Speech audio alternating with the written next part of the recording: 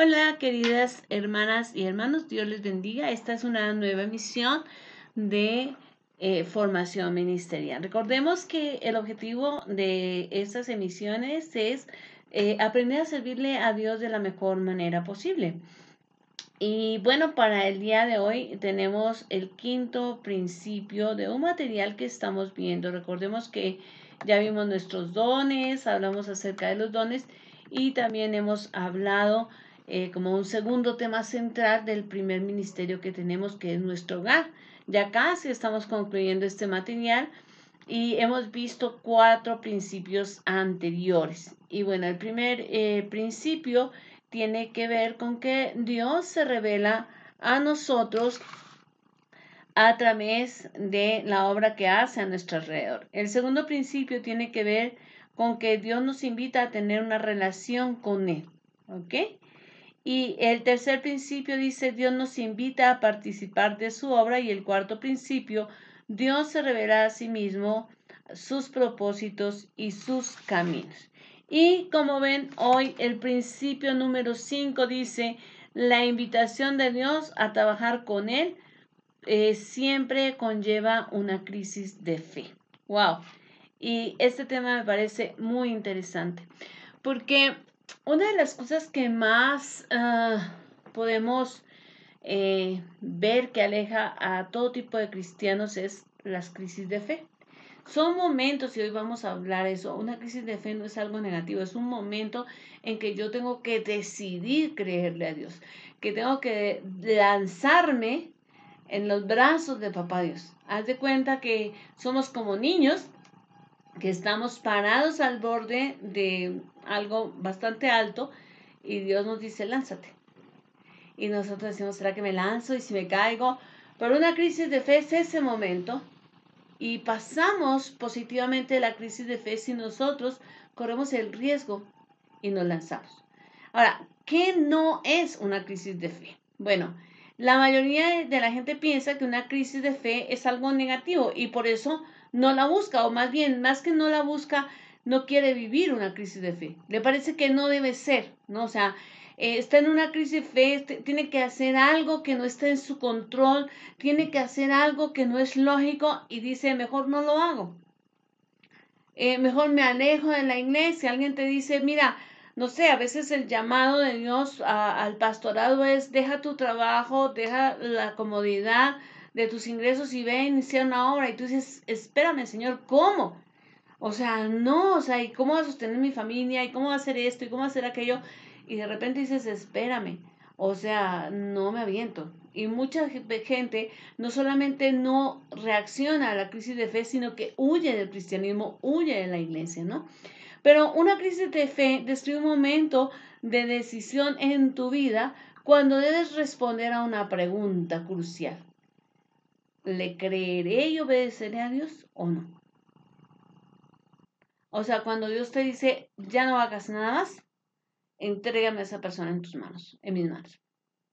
Cuando Dios te dice, entrega esa ofrenda. Cuando Dios te dice, págalo en efectivo. Cuando Dios te dice, puedes hacer este pacto. Cuando Dios te dice ese tipo de cosas que de repente tú dices, para ver, Señor, o sea, ¿cómo quieres que yo haga esto si en mis fuerzas yo no lo puedo hacer? O sea, esto no es lógico, ¿no? Hebreos 11:6 dice, nos muestra la necesidad de la fe, porque dice que sin fe es imposible agradar a Dios y que el que lo busca tiene que buscarlo creyendo que le hay, ¿no?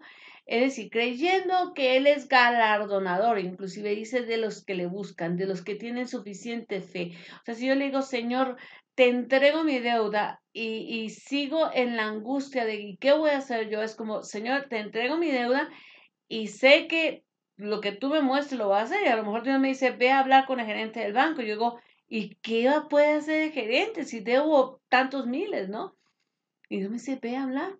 Y a lo mejor llego y hay un plan de pagos, ¿no? No es que Dios diga, ya la cuenta se borró, aunque Dios puede hacerlo. Y he sido testigo de casos como esos, donde Dios borra la cuenta de una persona. Pero no siempre va a actuar así. A lo mejor la respuesta de Dios es, justamente ve y afronta la deuda de otra manera, ¿no? Pero Dios siempre tiene una respuesta. Nosotros tendemos a ayudarnos, a ayudarnos a quedarnos en una zona muy cómoda, ¿no? O sea, para nosotros a veces es muy cómodo decir, pues me quedo aquí en este trabajo y aunque Dios me diga que salga de él, digo, pero bueno, al fin y al cabo tengo prestaciones, bueno, pero al fin y al cabo tengo esto, pero, o sea, y me encuentro razones para seguir ahí porque es mi zona de confort, ¿no? Y en esa zona nunca tenemos que hacer algo, o sea, simplemente estamos ahí y hacemos lo que siempre hacemos y entonces, pues nos podemos sentir muy cómodos, ¿no? No hay desafíos, ¿sí? Difíciles o dolorosos, y entonces pues es para nosotros muy fácil quedarnos ahí en esa zona de confort. Eh, y la naturaleza humana tiende a eso, tiende a la inercia. La naturaleza humana tiende a decir, esto es lo que conozco, esto es lo que sé, esto es lo que puedo controlar, aquí me quedo. Entonces, una crisis de fe no es para nada algo que nos vaya a destruir, más bien es una forma como Dios hace crecer justamente eso, justamente la fe. Pero el problema es que cuando vivimos una vida donde nunca necesitamos que Dios intervenga por nosotros, entonces tampoco logramos hacer su obra o experimentar su poder. Es decir, si Dios nunca desafía mi fe, si Dios no me pide algo que vaya más allá de mis fuerzas o algo más allá de mi lógica, entonces yo nunca voy a poder ver el poder de Dios. O sea, si yo estoy viviendo dentro del margen de lo que yo puedo hacer, entonces nunca voy a ver el poder de Dios. Una muestra de esto es la disminución moral de las naciones. En general, los países, moral y espiritual de las naciones, los países están cayendo en una descomposición social terrible, incluyendo nuestro país. O sea, donde ya, por ejemplo, no se protege a la niñez, la sexualidad de la niñez, sino que pues casi hoy se está legislando de una manera en contra de estas de proteger a la niñez, de proteger los derechos de los padres sobre los hijos, o sea, esto es un caos. Cada día las leyes van más en contra de lo decente, de lo correcto, de lo de buen nombre. Y, y la zona de confort está porque los cristianos no quieren realmente sentir el desafío de vamos a orar y vamos en el nombre de Jesús a derribar esto y vamos a ayunar hasta que Dios sobre en nuestra nación. No, o sea, los cristianos están estamos muy cómodos en una zona de confort de decir, pues bueno, pues sí, yo oro. Sí, yo oro, yo ya le pedí a Dios, pero hasta ahí nos quedamos. O sea, no estamos desafiando nuestra propia fe. Una crisis de fe ocurre cuando cuando Dios me está invitando a hacer algo que eh, es difícil, o claramente está fuera de mis habilidades, eso es mayor que mis habilidades. Es decir, a lo mejor yo puedo decir, yo sé que soy buena para, para trabajar con los números, pero a mí no me pongan a hablar en público. Y a lo mejor Dios me dice, ve a hablarle a esos chicos en la playa. Y yo digo, ¿a hablarle? O sea, no, te digo que no soy buena en eso. Pero bueno, ahí empieza la crisis de fe. Dios me está pidiendo algo que va más allá de mis habilidades, de mis fuerzas naturales, ¿no? Puede ser que sea para tomar una posición poco popular, ¿no? O sea, a lo mejor Dios te dice, pues, sienta tu posición frente a tu familia sobre X tema, ¿no? Sobre el aborto, ¿no? Sienta tu posición sobre la idolatrar ídolos, ¿no? A lo mejor no es popular en tu familia porque todas tus tías, todas tus sobrinas, toda la familia es súper eh, creyente, católico y entonces es como, ok, voy a sentar mi posición y puedo ya no tener la aceptación de mi familia, pero pues es parte de lo que Dios te puede pedir. O cambiar tu punto de vista y disculparte, ¿no? A veces eso es una crisis de fe. A veces ir a decirle a tus hijos me equivoqué o irle a decir a tu esposo lo estaba viendo de otra manera, ahora entiendo que tú tienes toda la razón, perdón, es a veces una crisis de fe. Sobre todo si esa persona te ha perjudicado, ir a pedirle perdón es como, "Ugh", y ella me ha hecho más daño, pues eso es una crisis de fe. O hacer algo que atenta contra ti, como por ejemplo, como les decía, como hablar en público o como hacer cosas que realmente a mí me producen pánico, me producen malestar. Puede ser cualquier cosa que Dios te pide hacer que te saque de tu zona de comodidad, tu zona de confort en la que tú estás acostumbrado a estar, ¿no? Y que al final te veas forzado a confiar en él, o sea, que Dios te diga, sales de tu país, por ejemplo, ¿no? Y tú dices, pues es que en mi país tenía mi familia, habían amigos, había gente conocida que me podía ayudar, y te vas a Nepal y tú dices, Dios mío, no conozco a nadie en Nepal, ok, si tú querías que yo te sirviera, ¿por qué no en mi país? ¿Por qué no en México? Porque en Nepal para mí es difícil, ¿no? Pero eso es parte de lo que puede ser una crisis de fe. La Biblia está llena de momentos donde Dios invita a diferentes personas a salir de su comodidad. Y hoy vamos a ver algunos casos bíblicos de crisis de fe. Josías, vamos a leer Josías, ahí en su diapositiva está Segunda de Reyes, capítulo 21, perdón, versículos 11 al 16. Por cuanto Manasés, rey de Judá, ha hecho estas abominaciones y ha hecho más mal que todos los que hicieron los amorreos que fueron antes de él, y también ha hecho pecar a Judá con sus ídolos, por tanto así ha dicho Jehová, el Dios de Israel. He aquí yo traigo tal mal sobre Jerusalén y sobre Judá, que al que lo oyere le retiñirán ambos oídos, y extenderé sobre Jerusalén el cordel de Samaria y la plomada de la casa de Acab, y limpiaré a Jerusalén como se limpia un plato que se friega y se vuelve boca abajo.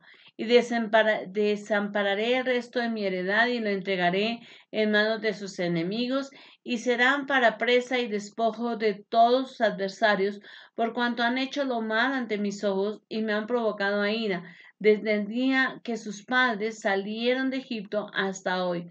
Fuera de esto derramó Manasés mucha sangre inocente en gran manera hasta llenar a Jerusalén de extremo a extremo, además de su pecado con que hizo pecar a Judá para que se hiciese lo malo ante los ojos de Jehová.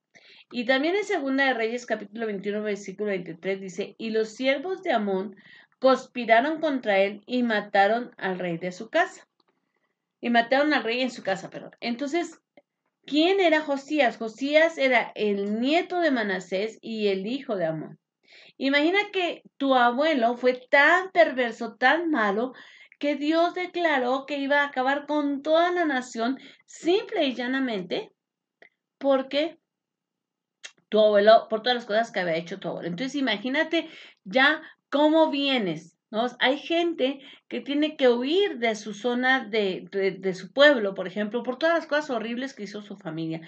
Imagínate que tu abuelo, no, o sea, no era en tu pueblo, fue en toda una nación que va a pagar un precio, o sea, te van a linchar la gente por todo lo que hizo tu abuelo, ¿no?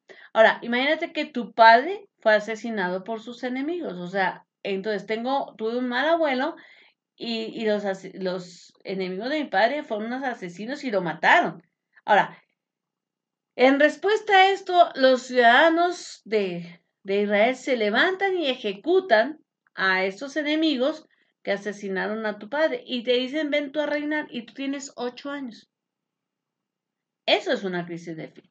Es decir, José no empezó a reinar cuando tenía 20 años, cuando había terminado la prepa siquiera, no. Josías empezó a reinar siendo un niño.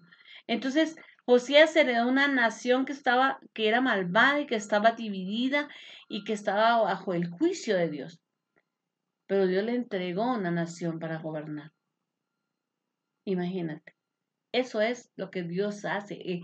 A un niño le entrega y tú puedes decir, a un niño le entregó el reino y no fue un mal rey, fue un excelente rey, a pesar de su herencia, porque nuestra herencia no significa nuestro destino y es lo que nos demuestra, o sea, a veces Dios con estos grandes desafíos de fe, lo que hace es romper todos los esquemas. Cualquiera podría decir, pero si su papá y su abuelo tuvieron problemas, a él le va a ir como en feria, además está chiquitito, ¿qué puede hacer? Pero Dios estuvo con él. Porque cuando hay una crisis de fe, pues obviamente y tú obedeces, tú respondes, Dios está contigo. Ahora, otro personaje que atraviesa una crisis de fe es Jeremías. Jeremías nació justamente bajo el reinado de Manasés. Y era pues una época horrible, o sea, había idolatría, había todo tipo de lascivia, era espantoso. Y apenas siendo un adolescente, Dios se acercó a Jeremías y lo llamó y le dijo, ¿sabes qué? Tú vas a ser quien va a hablar conmigo, por mí, tú vas a ser mi portavoz. Y ¿sabes qué te voy a decir? No vas a ser muy popular, porque tú vas a ir a hablarle a los líderes de la nación de Israel y el mensaje que vas a llevar es un mensaje muy duro. En Jeremías 1:6 dice que Jeremías dice, y yo dije, oh Señor Jehová, he aquí no sé hablar porque soy un niño, o sea, ¿cómo me pones esta tarea si yo apenas tengo el lenguaje de un chavo? Yo ni siquiera sé hablar contra un estadista porque no soy un estadista. Yo no soy ni siquiera un político. ¿Cómo me pones a mí? Bueno, haz de cuenta que agarramos a un chico que apenas está entrando ni entrando a la prepa, terminando la secundaria, y lo mandamos a hablar con el presidente de la República, ¿no? O sea, algo así. O con los presidentes de varias repúblicas. Es como, Dios mío. Y te digo que hoy estaría mejor preparado, pues porque hoy tenemos otras herramientas, tienen formación y hoy las culturas están muy cerca por el internet, entonces tendría más elementos. Pero imagínate, esto fue un gran desafío. Jeremías estaba pasando en ese momento por una crisis de fe. Dios parecía que necesitaba un político experto, parecía que necesitaba un portavoz más capaz, con mucha personalidad, una persona que inspirara respeto a los líderes de las naciones y sabe que mandó a un adolescente. Dios eligió a un adolescente para hacer un trabajo extremadamente difícil. Eso es una crisis de fe. Entonces, nosotros podemos conocer que nuestras crisis de fe de veras no son tan terribles cuando las comparamos con casos como estos. Ahora, hay mujeres también que enfrentaron crisis de fe, claro que sí, más de una, pero mencionemos a Rebeca. En Génesis 24 leemos cómo Abraham le pide a su siervo que vaya a conseguirle esposa para su hijo Isaac, ¿no? Y el siervo ora y pone, eh, ora y pone en las manos del Señor, está encomienda y le dice, Señor, ¿sabes qué? Que la persona que la mujer que sea la esposa, tengas tú para esposa de Isaac, pues me debe ver cuando yo le diga, ¿no? Y pues llega y se da cuenta llega, cuando él apenas está llegando al pozo, llega Rebeca y él le dice que por favor le da agua y la mujer sin ningún problema le da agua y le dice, tranquilo que le voy a dar además agua a tus camellos. Y esos camellos venían verdaderamente secos porque los camellos toman tanta agua y se hidratan y llenan ay, sus monturas de agua para que puedan aguantar, ¿no? Eh, y de esa agua que acumulan van hidratándose en los largos viajes por el desierto.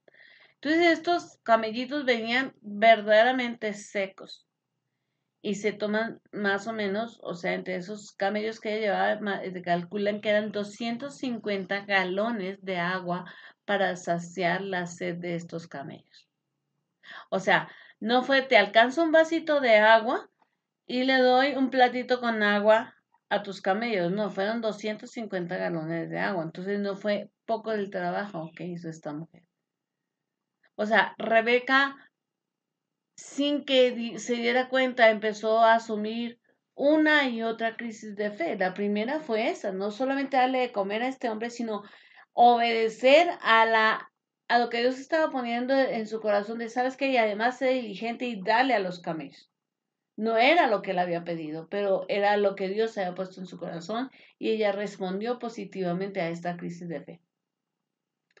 Ahora, se ponen de acuerdo para que Rebeca se convierta en la esposa de Isaac y la familia de Rebeca dice, pues espérense 10 días para pues podernos despedir bien y demás, pero al siervo ya se le hacía tarde. ¿Por qué? Porque Abraham no era un chamaco, Abraham era un anciano. Entonces él quería regresar con la encomienda y decirle a su amo, aquí está. Y se enfrenta nuevamente a una crisis de fe Rebeca, porque la familia le dice, bueno, pues si ella va, llévatela, ¿no? En Génesis 24:58 dice, y llamaron a Rebeca y le dijeron, ¿irás tú con este varón? Y ella respondió, sí, iré. No estaban cerca, no había celular, no había teléfono, ni siquiera había telégrafo, no había manera de comunicarse y no iba a ir a la esquina, iba a ir a otra nación. No había avión, no había coche, iba a ser un viaje en camello. Iba a ser un viaje lento y peligroso. Y que ella sabía que a lo mejor podía ir hasta allá, pero no iba a regresar. Era perder a su familia. Pero Dios le pidió algo a Rebeca, deja a tu familia, y ella dijo, sí, sí, me voy. ¿Rebeca fue una mujer perfecta? No, para nada. Para nada fue una mujer perfecta, pero sí nos deja ver cómo reaccionó a las crisis de fe y fueron cosas valiosas. Otro personaje que nos muestra la Biblia, bueno, todos los personajes en la Biblia, Pablo, Pedro, todos los personajes en la Biblia en su momento tienen una crisis de fe, Moisés, etc. Pero hablemos de estos, ¿no? Daniel. Daniel era un jovencito, era un adolescente cuando Nabucodonosor viene, toma la nación de Israel, a Judá, y tumba los muros y quiere construir un templo allí para sus dioses. Y Nabucodonosor tenía una forma de trabajar y era agarrar a la gente joven, a los príncipes de los pueblos que él conquistaba y adoctrinarlos, ¿sí? Entonces los mayordomos del rey llegan y lo primero que hacen es que le ponen un nombre pagano a Daniel, porque para la gente en la antigüedad un nombre determinaba el destino. Entonces le quitan el destino judío y le ponen un destino pagano. Y le dicen que por orden del rey que coma de la comida local, lo cambian, le quitan sus trajes hebreos y le ponen trajes babilonios y le piden que coma la comida del rey. Porque se suponía que era la comida que estaba suficientemente equilibrada para para tener un buen estado de salud física y mental y entonces poder aportarle al reino de Nabucodonosor lo mejor. En Daniel 1:8 dice, y Daniel propuso en su corazón no contaminarse con la porción de comida del rey, ni con el vino que él bebía. Pidió por tanto al jefe de los eunucos que no se le obligase a contaminar. Daniel se enfrentó a una crisis de fe porque él ya había visto lo que eran capaces de hacer los babilonios. O sea, él había visto cómo muchos babilonios habían matado a sus compatriotas. Él sabía que no era lógico oponerse a la voluntad de los mayordomos y menos del rey, que si el rey había dicho, esto le dan de comer, eso le tenían que dar de comer. Pero él pasó por una crisis de fe y él dice, por favor, no me obliguen a contaminarme. Y Dios le da gracia delante del jefe de los mayordomos y dice, bueno, pero si el rey te ve, me va a regañar y le dice, no, revísanos en un tiempo y vas a ver que no estamos mal. Y así es, Dios lo respalda. Dios intentaba usar a Daniel de una forma muy dramática para impactar a los reinos, mostrarle a los babilonios el poder de Dios y hacerle conocer al Dios verdadero, pero también recordarle a la nación de Israel y de Judá que a qué Dios le habían fallado. Su ascenso a la fama comenzó cuando decidió creer y obedecer a Dios en esta crisis de fe. Ahí empezó Daniel a ser una persona diferente. Hablemos de las crisis de fe en los jóvenes. Las estadísticas nos muestran que muchos niños que crecieron yendo a la iglesia eventualmente se alejan de ella y algunas veces de Dios cuando llegan a la adolescencia y a la juventud. O sea, venimos muy tranquilos, vamos a la escuela bíblica, nos conocemos todas las historias bíblicas, aprendemos todos los versículos, nos sabemos todas las canciones, pero cuando lleguemos a la adolescencia ya no queremos ir a la iglesia. Y creo que eso es algo que muchos padres cristianos se enfrentan. A menudo las razones por las que el joven no quiere ir a la iglesia son porque experimentan una crisis de fe y fallan al no confiar en Dios. Es decir, y son pequeñas crisis de fe. A lo mejor no, Dios te pide no te vistas como los demás. O Dios te pide no hables como los demás. O no vayas a la película que ven los demás. O no consumas las sustancias que consumen los demás. Son pequeñas crisis de fe. Es imprescindible entonces que los padres caminen junto a sus hijos a través de estos momentos difíciles. O sea, se requiere ya una cercanía y una relación estrecha, padres e hijos, desde niños, para que cuando lleguen a la adolescencia y pasen por esta crisis de fe, el padre no solamente tenga autoridad, sino tenga intimidad, tenga cercanía, tenga identidad con el hijo, de tal manera que pueda ayudarlo y va a pasar esta crisis de fe. Otra razón por la que los chicos se van de la iglesia, se alejan de Dios, es por los amigos y la presión social. Los hijos, cuando están en el seno materno, cuando están en casa, ellos están abiertos a creer en lo que nosotros creemos, ¿no? Ellos no tienen inicialmente un problema con que oremos o cosas así, ellos de hecho lo disfrutan. Pero hay un momento en que mantener esos valores que se les enseñó en casa los va a poner en contacto o los va a hacer que tenga fricciones con compañeros de clase o con amigos. Y entonces los jóvenes ahí pueden decir,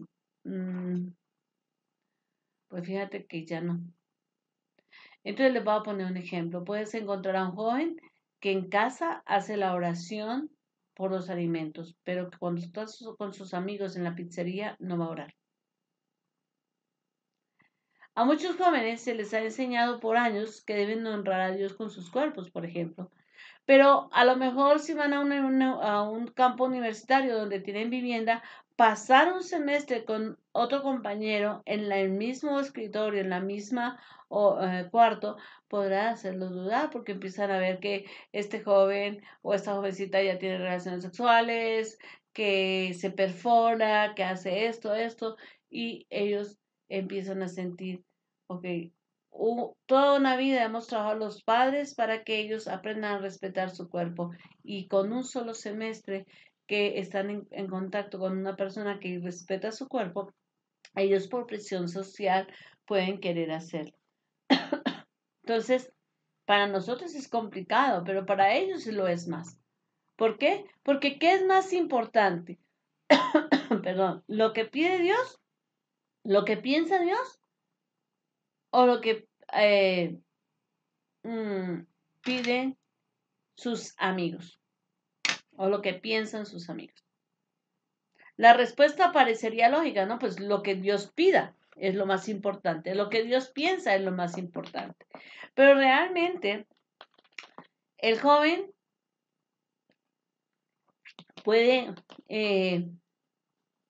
caer en la tentación, ¿sí? Porque el hecho de saber que Dios no está ahí, o sea, no tener palpable a Dios y al amigo sí, lo puede llevar a fallar en esta crisis de fe, ¿sí? A perder su fe, a alejarse de su fe. Y creo que de lo que estoy hablando es algo que sucede en muchas familias cristianas. Algunas familias muy afortunadas ven regresar en la juventud a sus hijos, pero algunas nunca más los vuelven a ver regresar a los caminos del Señor. Y duele y se sufre. Otra cosa, otra forma como llegamos a crisis de fe y fallamos son las relaciones. Es enorme la presión social que hoy sienten nuestros adolescentes por tener novia o novio. Y hoy ya no es ni siquiera novio o novia, sino es una, ¿cómo les dicen? Un amigos con derecho, ¿no? Entonces, estos amigos con derecho son un problema. ¿Por qué? Porque es tanta la presión de tener esa pareja que casi todas las amigas de la chica o todos los amigos del chico están ahí todo el tiempo, ¿no? No tener novio, no tener novia los hace sentirse perdedores o verse como perdedores. No haber tenido una cita o una relación con alguien los hace sentir que no valen. Mire, muchas jovencitas se obsesionan tanto con que un chico popular las vea, las ame, que no les importa hacer lo que sea. Lo que sea, tener relaciones, incursionar en el mundo de las drogas, adquirir hábitos de robar, no les importa. Lo que sea con tal de que el popular del salón me abrace, me bese, me diga que soy bonita. Ahora, entendamos que es natural sentirse atraído por el sexo opuesto y que tampoco podemos decirle a nuestros hijos, o sea, apártate, o sea, tú no, tú todavía no. O sea, yo siempre les digo, esto es un proceso y la prohibición no va a lograr que se elimine el deseo. Va a lograr que se reprima. ¿Por cuánto tiempo? No sabemos. Y no sabemos si es real la reprensión. Yo conozco chicas cristianas que han tenido relaciones sexuales en su salón de clase detrás de una puerta, detrás de la puerta del salón. Porque el papá y la mamá iban por ellas a la escuela, la llevaban, la traían y nunca se dieron cuenta. ¿Y por qué se dan cuenta que sí pasó? Ah, pues muy sencillo, porque esa niña aparece con pancita. Y dicen, ¿a qué horas y cómo? Y empiezan a mirar con los jóvenes de la iglesia y al final la chica dice, no es que no fue ninguno, es que fue un chico de la escuela. ¿A qué horas? En el salón de clase. O sea, quien lo va a hacer, lo va a hacer.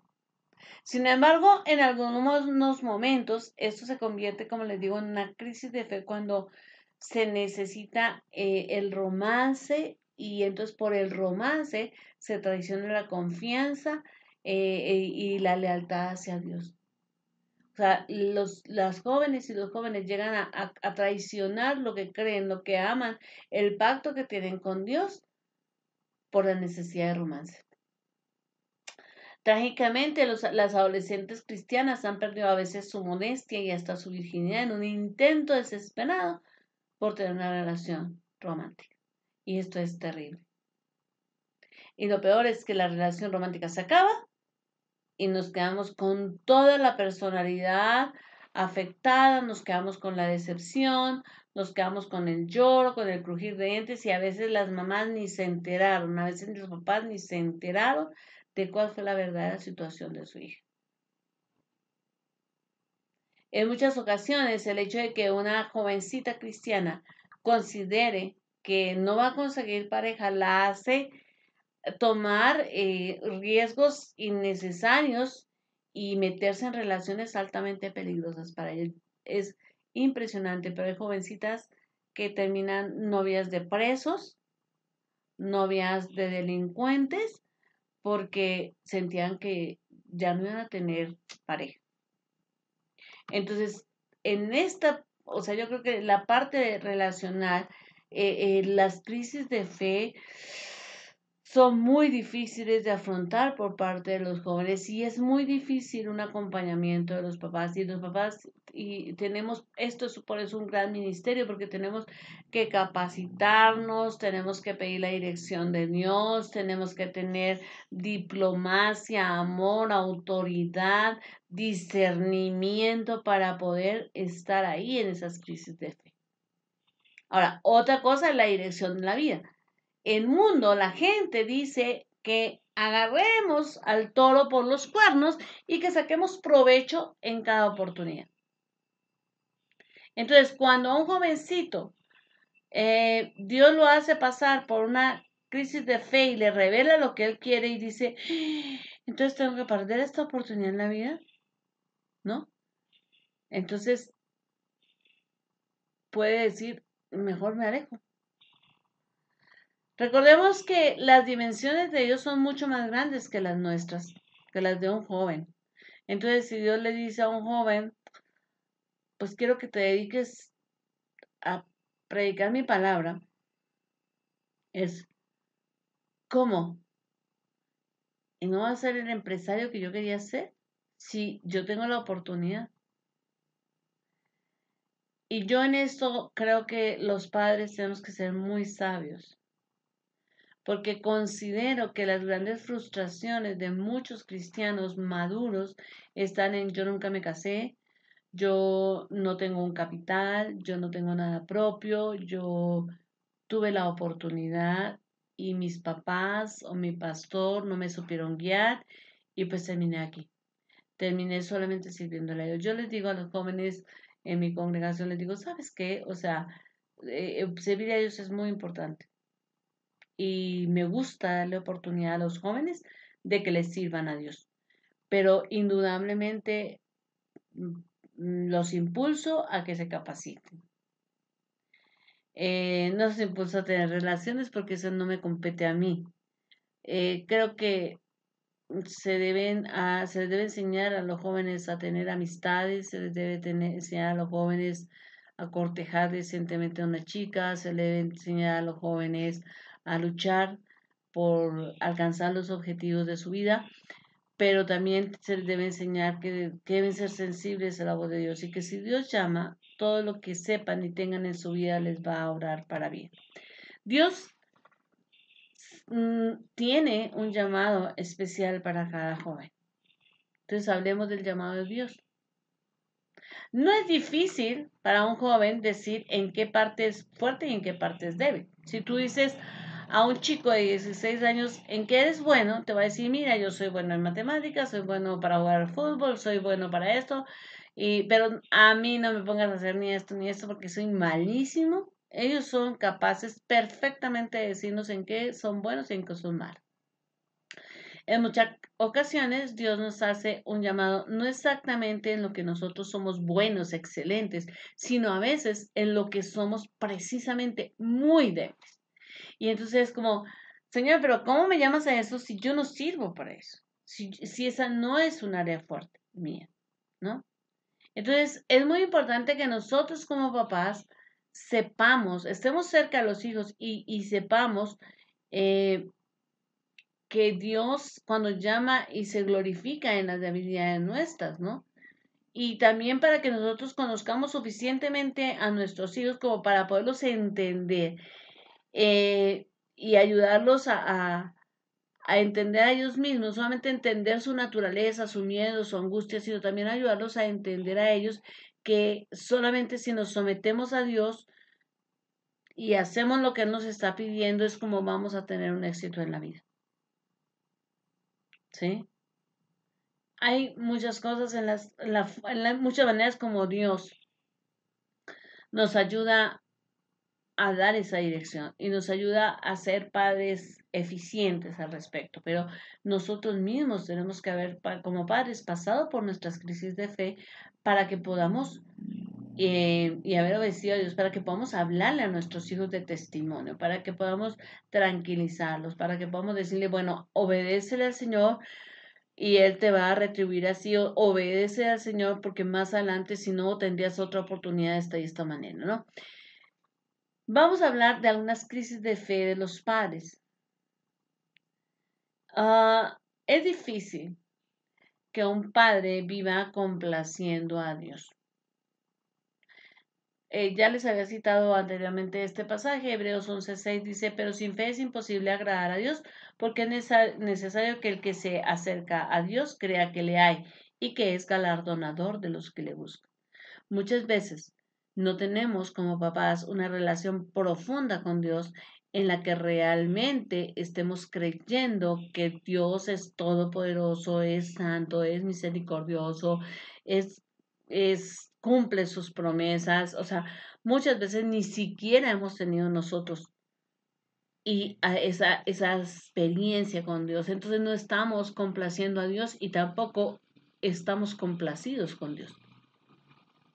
Entonces nosotros tenemos que vivir con una fe puesta en Dios como papás. Esto por eso les decía que no podemos dar, en sesiones pasadas les dije, no podemos darle a nuestro hijo simplemente un gran discurso, tenemos que darle una forma de vida y eso es lo que se aprende en casa, ¿no? Es imposible complacer a Dios si no vivimos con nuestra fe puesta en Él. Entonces, muchos jovencitos cristianos fallan en su crisis de fe porque sus papás viven sin complacer a Dios, porque nunca se han acercado a Él realmente ah, creyendo que Dios es santo, por ejemplo. Piensan que Dios es menso. Entonces, en la iglesia son santito donde te pondré y en la casa son diablito donde te meteré. ¿Por qué? Porque en la casa sí dicen las grandes groserías, los grandes gritos, y uno le dice, pero es que, bueno, pero nadie me está viendo. O sea, como Dios es estúpido, o pues Dios no importa que me vea porque de todas maneras me va a perdonar, ¿no? Entonces, si nosotros somos así, no podemos ser buenos orientadores o buenos sustentes en una crisis de fe de nuestros hijos. Dios nos provee regularmente de oportunidades a nosotros como padres para que confiemos en Él. Y creo que como adultos pasamos de una a otra crisis de fe. A veces decimos de quincena en quincena, hay como 10 crisis de fe. A ver cómo pagamos a esto, a ver cómo logramos resolver este problema del trabajo, a ver cómo... Y son una y otra crisis de fe y no nos damos cuenta que Dios nos está dando esa oportunidad para capacitarnos, para poder ayudar a nuestros hijos. Por eso casi nunca Dios nos va a pedir algo que podamos hacer sin su ayuda. Dios generalmente pide cosas en las que necesitamos depender de Él para poderlas hacer. Dios nos invita a nosotros como papás a acompañarlo en actividades que demuestren su poder a un mundo que no quiere depender de Él. Entonces, si el hijo ve que yo tengo el valor de hacerlo, él va a aprender de mí. Pero si yo fallo en eso y Dios digo, bueno, pero es que para que me meto en problemas con mi familia, para que me meto en problemas con mis amigos, para que me meto en problemas en trabajo, mejor dejámoslo así. Y yo aquí solito, mejor llevo mi cristianismo en el anonimato. Entonces yo no estoy aprovechando esas oportunidades que Dios me está dando para demostrar su poder. Como padres tenemos que estar listos para acompañar a Dios en su actividad a medida que Él va invitando a nuestros hijos a unirse a Él en la obra que Él tiene para ellos. ¿Cómo podemos navegar en una crisis de fe con nuestros hijos? Los padres enfrentan un doble papel en las crisis de fe. Por un lado, el primer papel es ayudar a su hijo a navegar en la crisis de fe que está pasando. Debemos estar ahí y debemos tener las palabras, el conocimiento, la pasión, la fe, la integridad necesarias. Pero el segundo gran papel es que los padres tenemos que resolver nuestras propias crisis de fe mientras le confiamos a nuestra familia a Dios. ¿Ok? Cada crisis implica su propio desafío.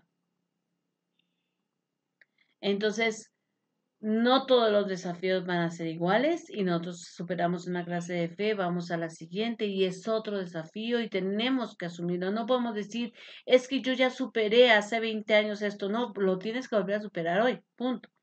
Una crisis de fe es una llamada a la acción, no a la reflexión. No es cuando hay una crisis de fe sentarme a hablar con mi hijo. No, es actuar, es hacer. Una crisis de fe se resuelve haciendo, porque la reflexión debió ser antes. La formación, la inducción, el conocimiento de Dios, de su palabra, fue antes de la crisis de fe. En la crisis de fe tenemos que actuar. En Mateo 16:24 dice, entonces Jesús dijo a sus discípulos, si alguno quiere venir en pos de mí, niéguese a sí mismo, tome su cruz y sígame. No dice, piense en los mandamientos. Él ya les había dicho cuál era el papel de los mandamientos. Si ustedes me quieren, cumplen mis mandamientos. Punto. Pero ¿sabes qué?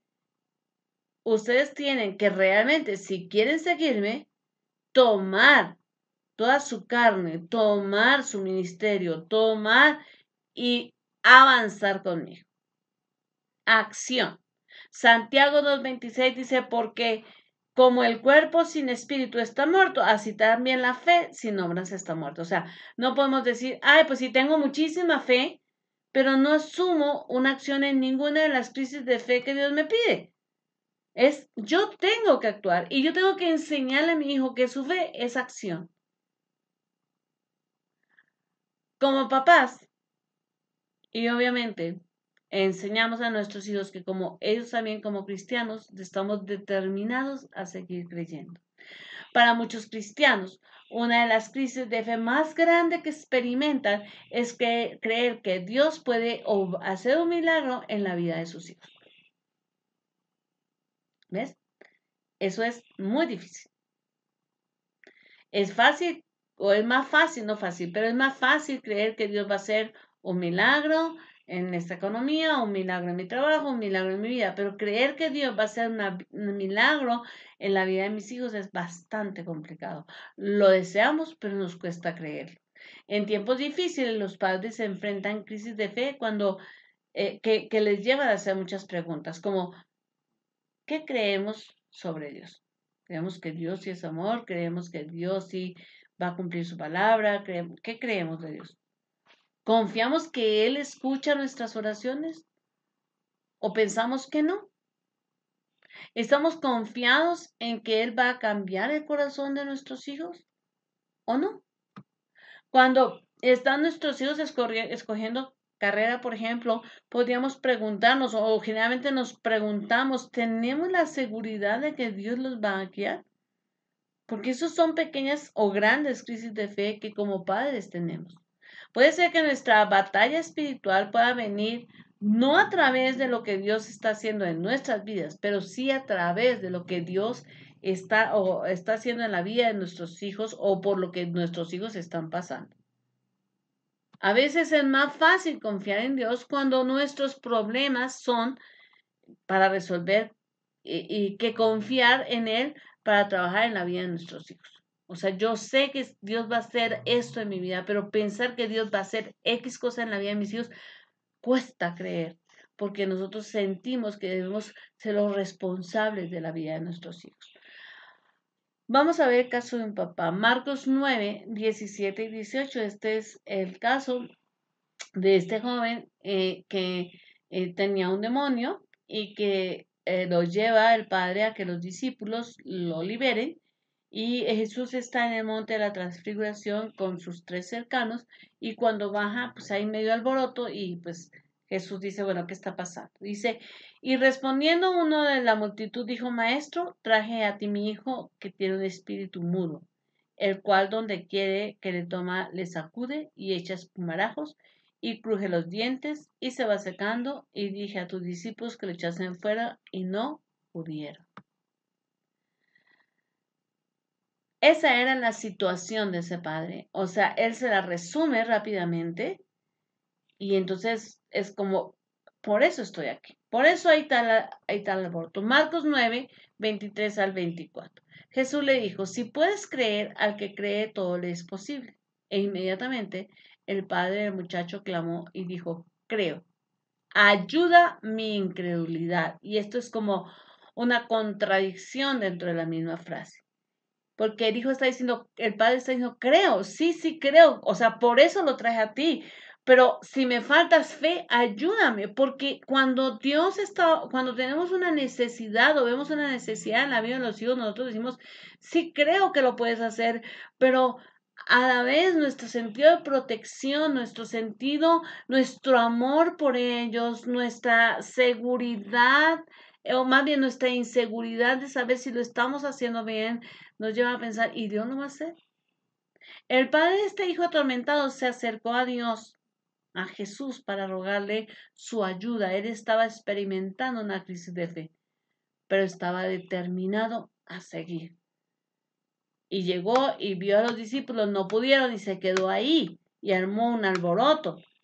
Y cuando vino Jesús le contó y le dijo, así está la cosa. Y Jesús le dijo, si tú puedes creer, al que cree todo es posible. Y el Señor dijo, sí, sí, claro que yo creo. Pero si me falta fe, ayúdame en todo caso. Y a veces como padres, así debemos ser. Señor, si me falta fe, añádela. Pero ayúdame a superar esto, porque al final todos necesitamos de esa confianza en Dios que obra para milagros. A mí personalmente esta clase me fascinó, porque no importa cuántos años tengan tus hijos, si tienen 30, yo tengo hijos de todas las edades. Tengo una de 16, otra de 27 y otro de 37. Y cada uno de ellos tiene mi corazón enterito para ellos y cada uno de ellos necesita un milagro de Dios. Y obviamente entender esto es un poco complejo y dejar a nuestros hijos en las manos de Dios y enseñarle y tomar la mano de nuestros hijos y avanzar con ellos, pues es un poco complicado.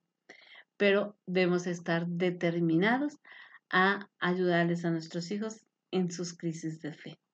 Les amo un montón, mis hermanos. Cualquier cosa que necesiten, ya saben.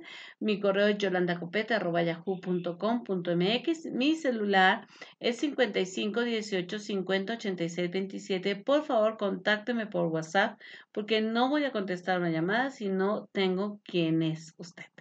Y si no, contácteme por Facebook. Dios les bendiga.